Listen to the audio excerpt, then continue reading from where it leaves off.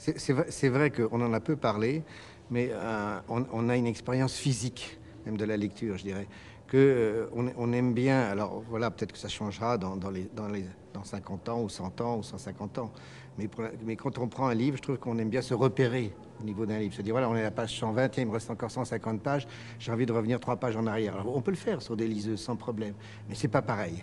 Je veux dire, pouvoir corner une page, pouvoir voir celle-ci, elle a été un peu plus griffonnée qu'une autre, ou celle-ci. Le support papier, bon, évidemment, je fais des plaidoyers prud'homo, mais un support papier, bon, on reste toujours attaché. Regardez pourquoi ça pourrait aller beaucoup plus vite.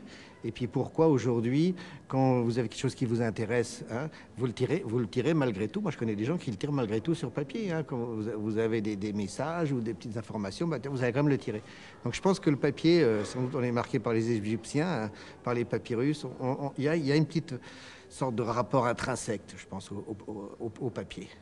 Je crois. C'est-à-dire qu'on a un sentiment que ça va rester plus, alors que les librairies virtuelles, voilà, elles sont là, puis en même temps, elles sont quand même très très loin de soi, quoi. Il faudra vraiment beaucoup changer. Je pense que culturellement, on a encore besoin là de...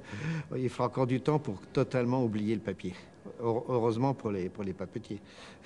Regardez, nous avons évoqué ce matin le problème de la Chine.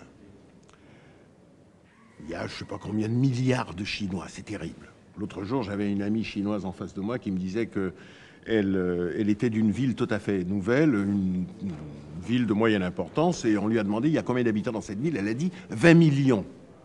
N'est-ce pas? Un tiers des habitants de la France, n'est-ce pas? 20 millions.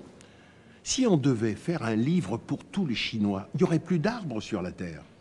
Donc à un moment ou à un autre, il va bien falloir passer par ces nouvelles technologies. Est-ce que ça empêchera le fait qu'on puisse lire? Aujourd'hui, vous êtes étudiante à l'université, je ne sais pas combien il y a d'étudiants. Est-ce qu'ils peuvent tous acheter le livre qu'il faut? Est-ce que ce livre-là, est-ce que l'iPad ne permettra pas justement au plus grand nombre, avec la clé USB, de pouvoir avoir accès à ces cours très facilement? Donc, je veux dire, accompagnons l'histoire, n'allons pas contre son sens.